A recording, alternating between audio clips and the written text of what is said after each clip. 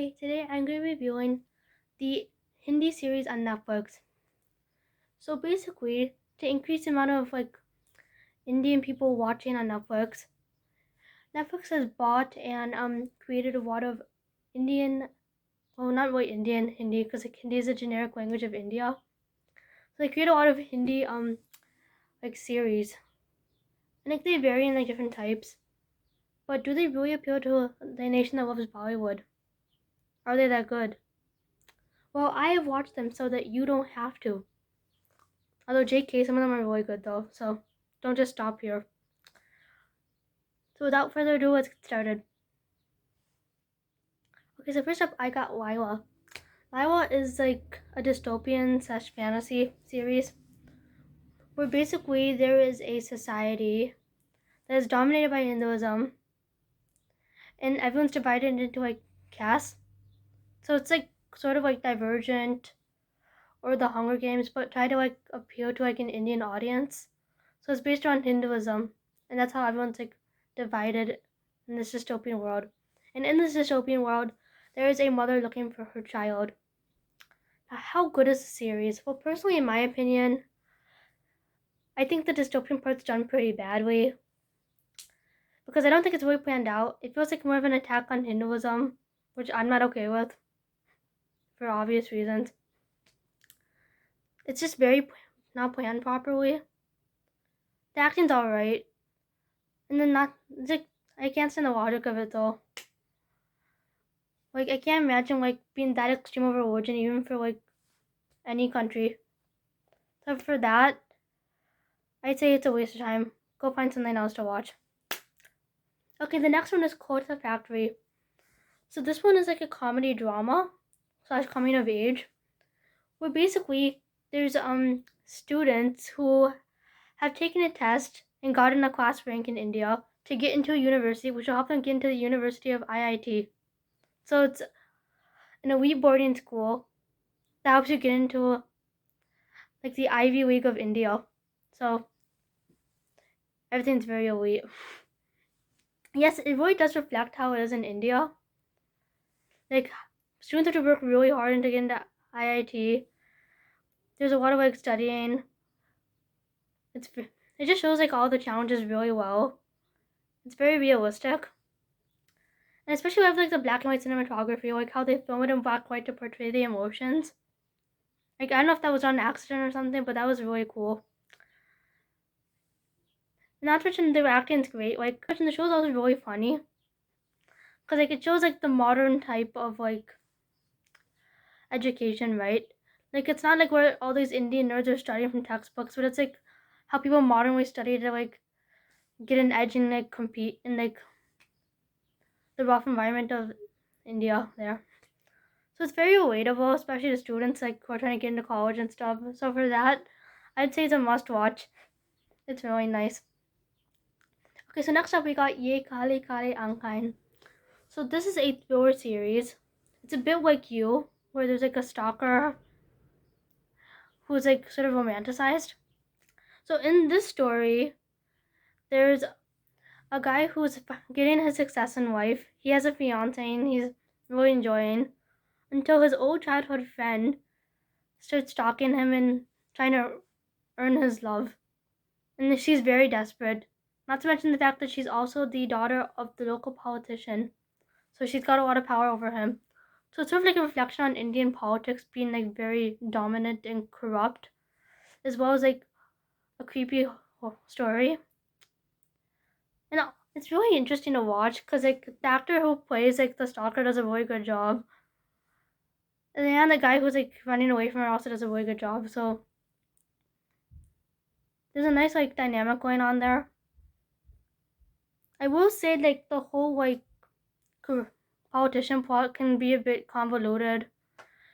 I think there's a bit of logic issues with how much a politician can do in India. And there's a lot of stereotype in Indian media where politics rules everything. But it is a very interesting concept to see sort of this you stalker idea portrayed to Indian cinema. It is interesting to watch. So I'd say this is worth a try. Okay, next we got Betaal. So this is a zombie apocalypse where like everyone's running away in India. So it's kind of like The Walking Dead, but if it was for an Indian audience. And I already hate The Walking Dead.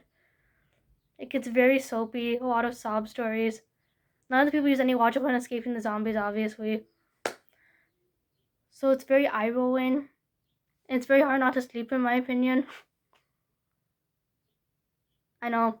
Don't attack me for like The Walking Dead, but it's very similar. I don't like this thing at all. So I'd say skip it. Get something done with your life.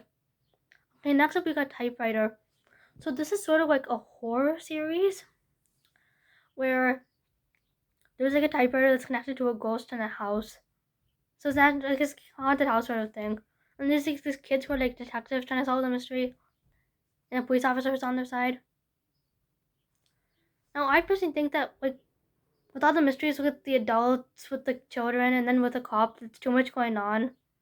And it's not very interesting to watch either because it kind of drags along the drama. And the acting is really bad. So it feels kind of cringe to watch them. It's just not very scary to watch them when like their acting is so bad. Not to mention all the characters act in a really stupid manner. Like they don't follow any logic, especially like this one scene where the cop is attacking a villain and he just keeps fighting him even though he has a gun. Like it's very eye rolling to see that in my opinion. So I'd say skip this one too. Okay, next we got Little Things. So Little Things is like a comedy series. In which case, there's two adults in India who are going through the highs and lows of a live-in relationship, I believe. I think it takes place in Mumbai. Correct me if I'm wrong. So like they're doing with job stress, trying to figure out what to do with their lives and such, right? You know, all the Indian stress of settling down while also trying to enjoy their 20s. So I think the actors do a really good job of portraying like the lost 20-year-olds. So if you're in that demographic, it should really like connect to you. It's also pretty funny. Like there's some really like nice scenes with like some like funny banter, so that's really nice. I would say I do have one issue that sometimes the characters can be kind of annoying because they don't like really listen to each other. But I guess that's the whole point of like being young and blind. But if you can get past that, it's a pretty funny show and it's very relatable for younglings especially. So I'd say give it a shot. And next we got the Fame Game.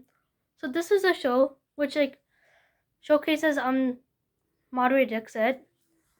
I know it's kind of like her show basically, where she plays a superstar, which she already is for her dancing, and she gets kidnapped, or she goes missing supposedly.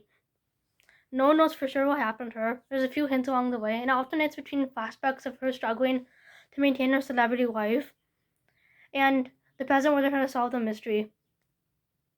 It is a pretty interesting mystery to follow, especially with like how celebrity like life works and how they have to play corrupt things to get what they want.